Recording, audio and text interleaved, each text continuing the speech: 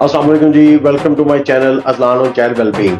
आज का जो स्पेशल प्रोग्राम है वो मोहित अजलान की रिक्वेस्ट पे किया जा रहा है। तो आज मोहित अजलान मुझसे कुछ सवाल पूछना चाहेंगे। जी मोहित। बाबा, बसंत क्यों मनाई जाती है? बड़ा इंपॉर्टेंट क्वेश्चन बेटा। बसंत बहार की आमद का एक जश्न है। हमारे दौर में हमें याद है कि ये फूलों की, फसलों की और रंगों की बहार जब आती थी तो उसकी आमद का एक जश्न मनाया जाता था, जिसमें लोग पीले कपड़े पहनते थे, मौसीकी सुनते थे, ढोल बजाते थे और मुख्तलिफ तरीकों से पतंगबाजी करते थे, कलरफुल काइट्स उड़ाते थे। तो उससे हम बहार की आमद का जश्न मनाते हैं। बाबा, अब बसंत से रिलेटेड कुछ चीजें बताएं जो आजकल के बच्चों को नहीं पता। बसंत से रिलेटेड बड़ी यादें हैं। मुझे याद है कि उस वक्त हम गुड्डियां उड़ाया करते थे। आज के बच्चों को ये भी नहीं पता। तलामों का पता आपको? नहीं। तलामे डालना कहते हैं कि गुड्डी के ऊपर वाले हिस्से पे गिरा लगाते हैं। वो अब मेरे पास गुड्डा होता, मैं आपको बेहतर तरीके से बताता। फिर नीचे वाले हिस्से पे गिरा लगाते हैं और जिससे गुड्डी को बांधा जाता है। फिर उससे हम गुड्डी उड़ाते थे। फिर एक वर्ड बोला जाता कन्नी देना। कन्नी देने का पता है? नहीं। कन्नी देना ये होता था कि जब किसी ने गुड्डी उड़ानी होती थी या थोड़ा बड़ा गुड्डा होता था, 1.5 तावा इसके साइजेस है, 2.5 तावा, तो वो दूर से जाके गुड्डे को ऐसे ऊपर खींचते थे और उड़ाने वाला ऐसे उड़ा लेता था। इसे कन्नी देना कहते हैं। फिर एक वर्ड होता था क्या कहते हैं, हमारे कुछ दोस्त है उसको हम चमेड़ू कहते थे। चमेड़ू का पता है आपको? नहीं। चमेड़ू वो दोस्त होते थे जो अपनी गुड्डी नहीं थे लेते, वो ज्यादातर दूसरों की गुड्डियां चमेड़ते थे। उन्होंने तार बांधी होती थी और वो जहां 2 पेचे लग रहे होते थे उसके नीचे अपनी गुड्डी लेके आ जाता था कि किसी भी की गुड्डी कटे तो चमेड़ू साहब उसको चमेड़ लेते थे।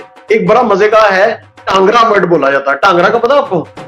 टांगरा वर्ड भी हमें याद है कि बचपन में कुछ दोस्त ऐसे होते थे जो एक बड़ा सा डंडा लेके, स्टिक जो उसके ऊपर क्या कहते हैं टहनियां लगी होती थी, झाड़ियां, कोई कांटे शांटे लगे होते थे और उसमें क्या होता था, वो जैसे किसी गुड्डी को बो होनी या गुड्डी कट जानी या किसी का कोई जैसे गुड्डी किसी जाते आते नजर आनी तो उस टांगरे से उसको चमेड़ने की कोशिश करनी।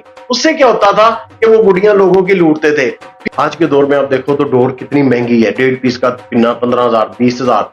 मुझे याद है कि हमारे डोर में हम एक आधा पिन्ना लेते थे और मोहित कितनी ज्यादा डोर हम ऐसे लूट लेते थे जैसे किसी की आनी उसको रास्ते से तोड़ लेना, पकड़ लेने का गुड्डा बो ना, हमने ऐसे ही कितनी डोर लूट लेनी और वो अच्छी खासी। और मुझे याद है एक 2 चरखी हमारी फ्री में बन जानी। तो हमने इस तरह से करना, खाने पकते थे, बड़ा मजा आता था। बाबा, अगर बसंत की इतनी अच्छी आदत थी तो बसंत पे पाबंदी क्यों लगाई गई?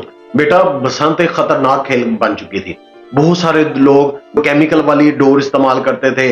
बहुत से वो तार जो है धात वो आगे लगाते थे गुड्डी के आगे, जिससे लोगों को करंट पड़ना शुरू हो गए।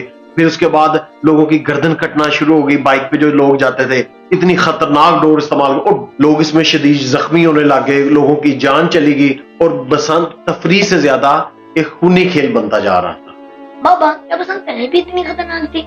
नहीं बेटा, बसंत तो एक खुशगवार और खुशियों भरा एक त्योहार होता था। मसला तब बना जब एहतियात खत्म हो गई और मुकाबलाबाजी इंसानी त्योहार से ज्यादा अहम हो गई, तो उस पर पाबंदी लगानी पड़ी। क्या हमें फिर बसंत नहीं मनानी चाहिए? नहीं बेटा, बहार की आमद की खुशी मनाना कोई गलत बात नहीं, लेकिन ये याद रखो कोई भी त्योहार, कोई भी सकाफत किसी इंसानी जान से अहम नहीं है। बाबा, अगर हम इस बार बसंत मनाएं तो हम क्या करें? बेटा, बड़ी एहतियात और महफूज तरीके से बसंत मनाएं। जो धाती डोर है या बाकी जो गलत डोर है उसका इस्तेमाल बिल्कुल ना करें, बल्कि बसंत में आप फूल लगाएं, आप मौसीकी सुने, आप अच्छे कपड़े पहने, कलरफुल कपड़े पहने और सबसे बड़ी बात अपने वालिदैन के साथ, अपनी खानदान के साथ, अपनी फैमिली वालों के साथ टाइम स्पेंड करें। मोबाइल और इस डिजिटल दुनिया से निकल के आप अपने दोस्तों, रिश्तेदारों और बहन भाइयों के साथ टाइम स्पेंड करें। बाबा, हमें इस बसंत पे इन हिफाजती उसूलों पे अमल करना चाहिए। जी, मैं बल्कि आपको और आपके नाज़रीन को भी बताऊंगा कि इस बसंत पे नंबर 1, धाती या केमिकल वाली डोर का इस्तेमाल हरगिज नहीं करना। रोड्स, सड़कों यानी और बिजली की तारों के करीब पतंगबाजी हरगिज ना करें। बगैर दीवारों वाली छत पे हरगिज पतंगबाजी ना करें।